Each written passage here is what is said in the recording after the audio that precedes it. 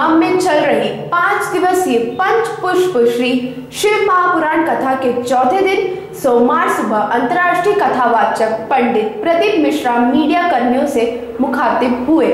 करीब आधे घंटे से अधिक समय तक पंडित मिश्रा जी ने पत्रकारों के राजनीति छोड़ विभिन्न विषयों से जुड़े प्रश्नों के साफ सुथरे जवाब दिए और उन्हें इस कथा के शानदार कवरेज व आयोजन के लिए शरद सिंह सिसोदिया व मीडिया को धन्यवाद भी दिया। पंडित मिश्रा जी ने कहा कि सिसोदिया जी ने प्राचीन दर्शनीय स्थल कोटेश्वर धाम में कथा का आयोजन करवाकर जंगल में मंगल कर दिया है। कोटेश्वर में आने वाले श्रद्धालुओं के विश्राम हेतु धर्मशाला निर्माण के लिए मैं अपनी ओर से 2,51,000 रुपए समर्पित करता हूं। इसके विकास के लिए सिसोदिया जी और आप मिलकर योजना बनाएं। पुरातत्व विभाग को भी इसके महत्व को समझाकर संरक्षण के प्रयास करना चाहिए। प्रदीप मिश्रा जी ने हिंदू राष्ट्र के बारे में पूछे गए सवाल पर कहा कि यह देश पहले से ही हिंदू राष्ट्र है। एक दूसरे के प्रति समर्पण और आनंद का भाव रखना तथा सबके साथ समानता का व्यवहार करना ही सच्चा सनातन धर्म है। धर्मांतरण भी ऐसा ही विषय है। उज्जैन में अगले महीने हो रही शिव महापुराण कथा को विक्रमादित्य राजा महाकाल कथा का नाम दिया गया है। इस बारे में बताया कि शिव महापुराण में कई संवाद है। किसी एक विषय को लेकर उसका विस्तृत उल्लेख करने से आम श्रोताओं को सुनने में आसानी होती है तथा उनकी समझ बढ़ती है। सब विषयों के अलग अलग भाव होते हैं और लोगों में उन्हें जानने का उत्साह रहता है। पंडित जी ने नशे के बारे में कहा कि शिव जी को भी गंजेड़ी और भंगेड़ी कहा जाता है। लोग इसे प्रसाद स्वरूप ग्रहण करते हैं। आप अन्य नशों की बजाय भगवत भजन का नशा करें और अपने कर्म को करते हुए भगवान पर भरोसा रखें। उस पर जितना अधिक भरोसा रखेंगे उतनी जल्दी आपको सफलता मिलेगी। पत्रकार वार्ता में कथा आयोजक शरद सिंह सिसोदिया व सहयोगी राजू खोकर समेत मीडिया प्रभारी गोवर्धन सिंह डोडिया तथा बड़ी संख्या में प्रिंट व इलेक्ट्रॉनिक मीडिया के पत्रकार मौजूद।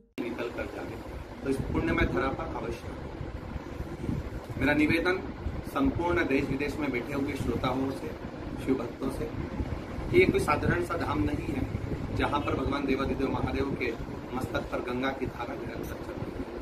आप आकर अवश्य दर्शन करें और अपने जीवन को साथ रखें। क्या कारण है कि हजारों की संख्या में श्रद्धालु कथा श्रवण करने पहुंच जाते हैं? ये तो शिव भक्तों का प्रेम है, आनंद है, भगवान शंकर की करुणा, उदारता और उनकी वात्सल्यता है। कोरोना महामारी के चलते हुए कोरोना काल के अंतर्गत जब अपनों को लोगों ने खोते हुए देखा है तो जगह पर धन की मूर्ता को समाप्त कर भजन की मूर्ता को बढ़ाया और भगवान की भक्ति जब बढ़ी है तो लोगों के हृदय में वात्सल्यता, प्रेम, करुणा अपने आप बढ़ी है और शिव भक्तों का प्रेम बढ़ा है। उसके कारण बस जनता भक्त बढ़े हैं। गुरुदेव, सीहोर में रुद्राक्ष सम्मेलन हुआ था तो उस समय जानकारी मिली थी कि नेपाल में जो गंडकी नदी है वहाँ से रुद्राक्ष आ रहे हैं। तो भास्कर की टीम नेपाल पहुंची थी, उस एरिया से लोगों से चर्चा करी तो उनका कहना है कि इस एरिया में रुद्राक्ष नहीं मिलते। तो गुरुदेव, इतनी बड़ी मात्रा में रुद्राक्ष कैसे आता है? गंडकी के तट का रुद्राक्ष सीहोर आता है, ये नियम है वहाँ का, सीहोर कुबेरेश्वर धाम का। और जो रुद्राक्ष वहाँ से वितरण किया जाता है वो एक भगवान रुद्राक्ष वही है, रुद्राक्ष की मूलता वही है, पर शिव भक्ति का जो विश्वास लोगों का कुबेरेश्वर धाम से जुड़ा हुआ है और गंडकी के तट का जो रुद्राक्ष है उसकी मूलता वहाँ पर रहती है। उसको जो पानी में गलाया जाता है, उस पानी को लोग शिवजी पर चढ़ाकर उसका आचमन करते हैं, उसकी महत्वता लोगों को ज्यादा पड़ती है। ये जो आप कथा करते हैं इसके रिजल्ट किस प्रकार से आपको दिख रहे हैं? क्या भक्तों में कुछ